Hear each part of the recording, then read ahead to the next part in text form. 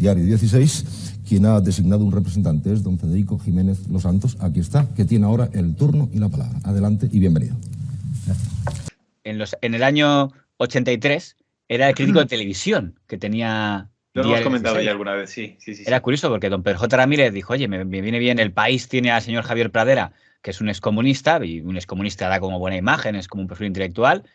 Debo decir que el propio don Federico Jiménez Santos me lo dijo, que le dijo Pedro J. Ramírez, creo que ese es el Javier Pradera de Diario 16. Javier Pradera es comunista, ahora socialista, pues le cogen de jefe de opinión del País, pues bueno, han buscado un equivalente, es comunista, liberal... Sí, además Pedro J. quería, dice, yo quiero que seas mi Javier Pradera, digo, no voy a crecer como Javier Pradera, además yo me ducho todos los días. Y dice, bueno, pero eres el único, porque Javier Pradera es mi editor en Alianza Editorial, es que me edita las dos antologías que yo publico de Azaña a principios de los 80. Y entonces la tenía de crítico de televisión en el periódico. Y su sección se llamaba Mi Televisión Privada. Aún no hay televisión privada en España, era su forma como de reivindicarlo. Mi televisión privada es, pues yo critico la televisión pública, que es la única que hay, el canal, y básicamente era criticar todos los días lo mala que es televisión española. Jefe de opinión de Diario 16, que es, creo, la sección de Mi Televisión Privada. Sí. Y creo que en aquel momento no estaba ni Carlos Bollero, ni ninguno de los críticos de televisión nadie quería criticar televisión. Se consideraba una cosa menor. ¿Y cómo surgió esta idea? ¿Fue Pedro J. Ramírez? ¿Fue idea suya? No, fue la... Yo tenía tan poca idea de periodismo que siendo jefe de opinión y haciendo los editoriales no quería escribir una columna política. Digo, pero esto es escribir la columna, firmar y tal. Aquí lo importante son las ideas y tal. Yo siempre soy intelectual para bien y para mal. Entonces Pedro me convenció que los lunes que rompimos el monopolio de la hoja del lunes... Vamos a guerra con Anselmo. Claro, bueno, y con la guerra, y con los kiosqueros que nos quemaban los periódicos y tal, que teníamos que hacer una página potente, como decía Pedro J., potente. Y entonces, que como la televisión era una, pero salían muchas cosas en la televisión, que por qué no hacía lo que me diera la gana de la televisión, pero una página. O sea, en vez de una columna, como un mosaico, y además se inventó a Gallego y Rey para ilustrar, que empiezan ahí, Gallego y Rey hacían dibujos, croquis en el periódico. Y unos reportajes que critico eran los reportajes que hacía el señor don Fernando de Giles, que era sobre Nicaragua, pues elogiando ahí el sandinismo y tal. Y entonces de Giles mandó una carta de réplica a don Federico Jiménez Santos, al periódico. Hay que entender su réplica en que en aquella época el periódico Diario 16 y el periódico El Alcázar están en el mismo edificio. Eran, supongo que para usar la misma imprenta. De hecho, contaba don Pedro J. Ramírez que un día leyó en El Alcázar que uno había dicho, si un día me cruzo con Pedro J. le escupiría a la cara, porque no era una línea editorial precisamente similar. En aquella época era cuando estaba más progresista el señor Pedro J., casi más cerca de lo que hoy sería Izquierda Unida, ¿no? Es verdad, nosotros estábamos en el sexto. Cuando ellos dijeron que el subdirector del Alcázar, se llamaba Juan Blanco, dijo que cuando me encontrara me pensaba escupir, y yo escribí un comentario, hice un comentario diciendo, bueno, pues en el ascensor ya sé que cuando alguien me escupa, dice, pues el señor Juan Blanco, como el doctor Livingstone, yo imagino, ¿no? Y entonces dijo, bueno, pues ya sé que si un día voy en el ascensor y alguien me escupe, pues diré, hombre, señor del Alcázar, encantado de conocerle. Entonces lo que escribe de Giles es, hay un muchachito cabreado, estamos hablando de un Federico muy joven, que se mete conmigo. Yo creo que este muchachito lo que tendría que hacer es cambiarse de piso. El día 21, ese muchachito cabreado que tiene una televisión privada en Diario 16 me dedicaba una serie de insultos. Tenemos claro que lo que nunca debe ni va a ser, espero, Televisión Española, es la televisión privada de ese muchachito cabreado llamado Federico. Es cierto que este sujeto tuvo problemas violentos en Cataluña por querer imponer allí lo que según él era la lengua del imperio. En fin, supongo que se habrá observado con inquietud la pertinaz coincidencia del muchachito cabreado criticar en el Alcázar. Creo que Marcelo Arriota debe estar a punto de jubilarse. Aprovechen la ocasión y manden al muchachito al piso de arriba. Estará más en ambiente y así no tendrá una televisión fascista a sus páginas. Y se quitarán encima a un tonto útil.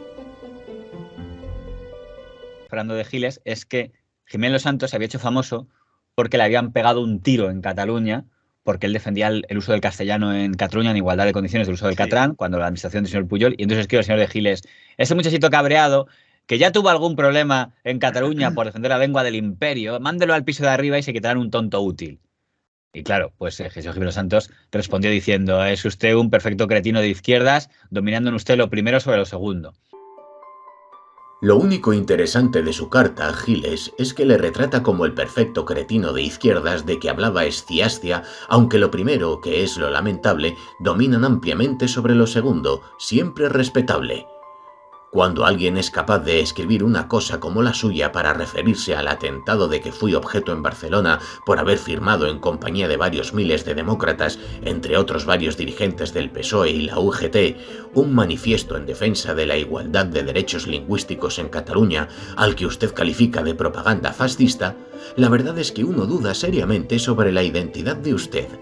¿Es usted simplemente un ignorante indocumentado que no sabe nada de nada, que no sabe por supuesto nada de mí ni de lo que he escrito ni he hecho en los últimos 5 años, pero que, como tanto imbécil, suple con idioteces de oídas, eso sí muy de izquierdas, todo lo que desconoce? En este último caso, comprenda usted el asco que me produce contestarle. Lo que dice sobre la frustración de ver televisión lo acredita del helo antiguo sin reciclaje posible. Ni en el Alcázar. No sé si se puede decir que el señor de Giles... Es que aquí hay dos debates. Si se pasó al hacer esa referencia al atentado y luego si los que hacen televisión, lo que decíamos otro día con el señor Almodóvar y Bollero, deben o no deben contestar al crítico. Ahí dirá, ¿qué pasa? ¿Que no tiene libertad de expresión para contestar? Bueno, en ese caso, para los Santos es la oportunidad. Él no desaprovecha las oportunidades para contestar nunca. No lo hacía ni cuando empezaba, ni lo hace ahora. Esto estaba empezando, ¿eh? Llevaría 2 años. Por eso, pero es algo que le ha funcionado, siempre. Y creo que su forma de crecer también mucho, aparte de que pueda ser mejor o peor periodista, que eso ya que lo juzgue quien le siga, que no voy a entrar yo en ese tema. Uno de los motivos que yo creo que le han ayudado mucho es ese carácter de estar afrontando siempre todos los guantes que le han lanzado. Jamás ha dicho que no a un duelo. Se ha enfrentado a todos por tonto y simple que sea. Da igual, ¿por qué? Porque siempre era una oportunidad para posicionarte. Y cada vez la gente que le criticaba era gente de mayor empaque. Mira, como te digo, la sensación que tenemos es que Los Santos contesta siempre. A lo mejor hay gente a la que no contesta, pero esos a los que no contesta no nos enteramos porque no son no tienen un altavoz lo suficientemente grande. Contesta gente con un altavoz tan grande que nos enteramos el resto de que les ha contestado. Claro, a eso le gusta a la gente que considere o de su nivel o más alto o más grande para crecer a base de responderle. No hay que ser pequeño, o sea, no va a contestar a un columnista de un periódico catalanista muy pequeño y dice, sí, me te va a contestar, te va a dar publicidad a ti. Ahí está, claro, porque él lo que busca es publicidad para él.